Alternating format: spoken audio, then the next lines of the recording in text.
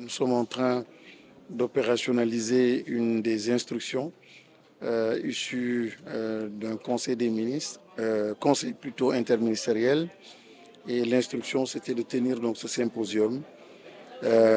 Et pourquoi? Parce que justement, il y avait un diagnostic qui avait été fait et qui portait sur plusieurs aspects. Un secteur privé ou un sous-secteur donc de l'éducation privée qui souvent est vu pas de la bonne façon. On voit très souvent les acteurs du secteur privé comme étant dans des logiques de marchandisation de l'éducation. Or, nous venons de voir en fait que le secteur privé est un acteur majeur, un partenaire donc de l'État. Il prolonge le service public d'éducation et que c'était dans le temps et dans l'histoire du système éducatif, le privé a toujours eu à jouer un rôle très très déterminant. Déjà, on a vu que depuis les années 1600, le secteur privé était déjà là, à travers les Dara, les Serigne Dara, et qui ont participé donc à façonner le système éducatif, mais la nation sénégalaise aussi. Des activités, des transmissions de savoir et de façon territorialisée. Et après, nous avons vu aussi la présence donc des colons qui avaient donc une mission que nous connaissons bel et bien, mais avant ça aussi le confessionnel qui était très présent, qui avait une mission donc qui allait dans le sens de la civilisation ou de civiliser entre guillemets donc les populations. Donc tout cela montre simplement que le secteur privé était bien présent. Et plus récemment, on a vu un secteur privé présent dans presque tous les sous-secteurs de l'éducation. Dans le secteur donc de l'inclusion, les enfants en situation de handicap, nous les avons vus au niveau du préscolaire, nous les avons vus aussi accompagner l'État qui était souvent confronté à des difficultés face à la poussée démographique, surtout dans les milieux tels que les banlieues ou d'autres villes où la poussée démographique était extrêmement importante.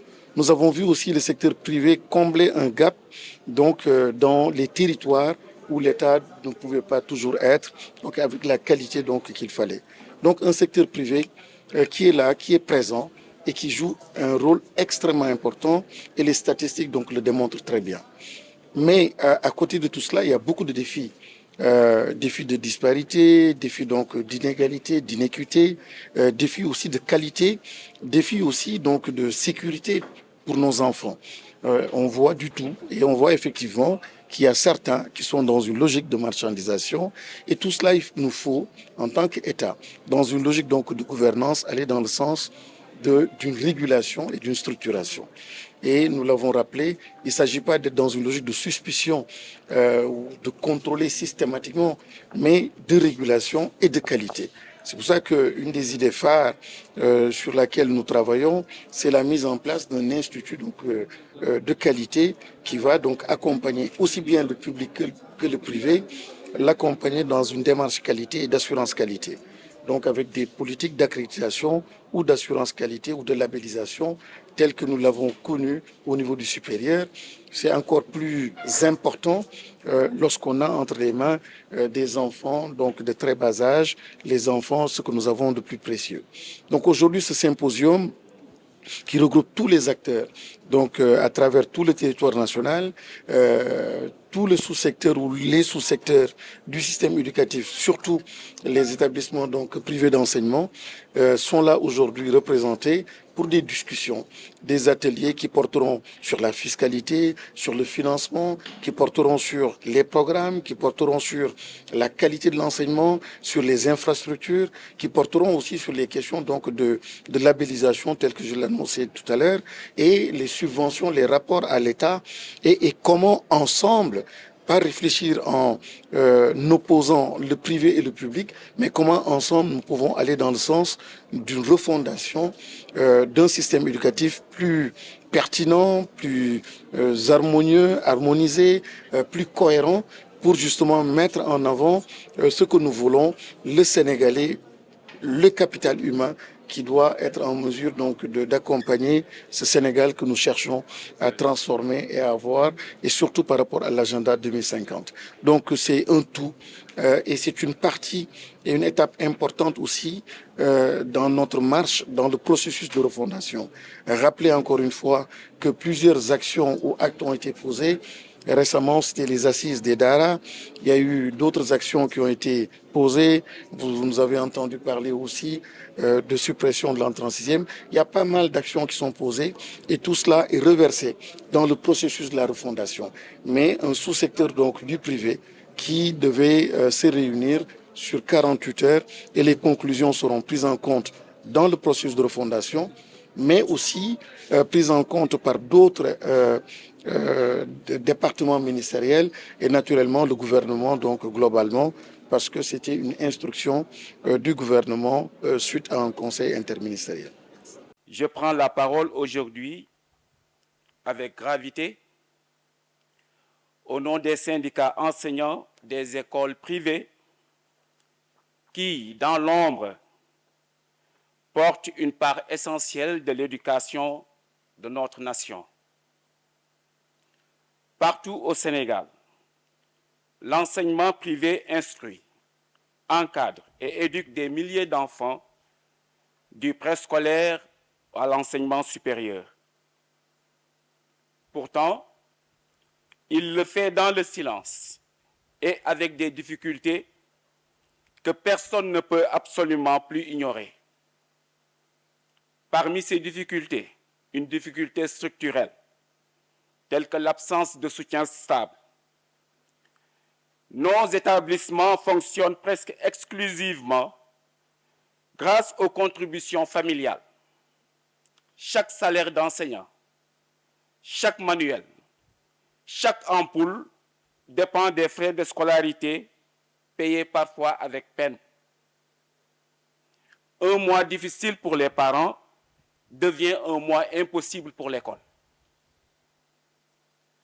Peut-on bâtir réellement un avenir durable sur une base aussi fragile? Une autre difficulté touche notre ressource la plus précieuse, c'est-à-dire l'enseignant. Dans le privé, la presque totalité des enseignants vivent la précarité. Des contrats temporaires, une convention collective à revoir, des rémunérations irrégulières, jugées dérisoires et très en deçà du coût de la vie, qui envoient de nos ressources humaines vers le public. Une absence de couverture sociale complète. Des subventions publiques restent faibles et souvent ciblées. Une extension et un relèvement de la subvention pourraient impacter qualitativement et quantitativement sur les salaires des personnels enseignants. Une alternative plus juste serait la prise en charge par l'État du Sénégal d'une partie du salaire de l'enseignant. Le régime fiscal actuel offre une défiscalisation de l'indemnité de logement pour les collègues du public, ce qui constitue une disparité de traitement notoire dans le même corps professionnel. Cette injustice doit être corrigée pour une équité sociale, car comment exiger l'excellence quand la stabilité nous est refusée? Une difficulté liée à l'équipement et à la mise aux normes. Nous ne demandons pas le privilège, nous demandons juste l'équité. Nous demandons l'équité pour chaque enfant sénégalais, qu'il soit du public ou du privé, pour que chaque enfant sénégalais apprenne dans des conditions dignes.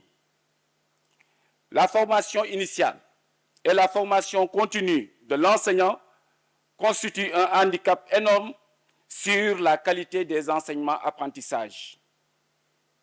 Faciliter l'accès à la formation dans les centres régionaux de formation et à la FASTEF pourrait élever considérablement le niveau conformément aux recommandations du paquet et offrir un plan de carrière aux enseignants.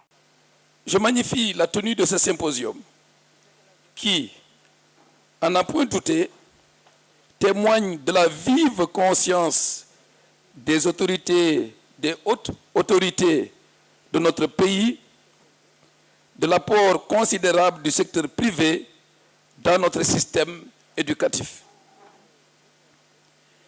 Il appartient aux experts d'en donner l'exacte mesure, d'en préciser les défis et de présenter aux décideurs des suggestions et aux acteurs des initiatives qui puissent permettre à l'enseignement privé de remplir convenablement sa mission et de réaliser ses nobles ambitions.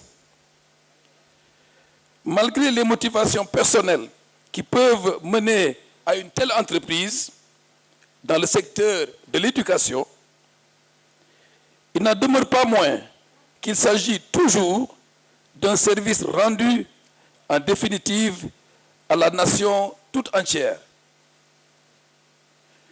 Nous le savons tous, éduquer se décline en devoir pour l'État et en droit pour les enfants.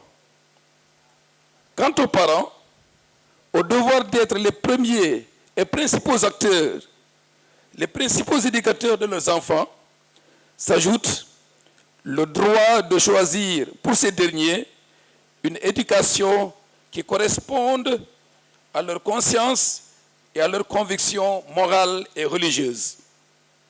Voilà ce qui fonde l'engagement de l'Église dans l'œuvre d'éducation, réaffirmée dans la déclaration sur l'éducation chrétienne, Gravissimum Educationis, lors du Concile Vatican II en 1965.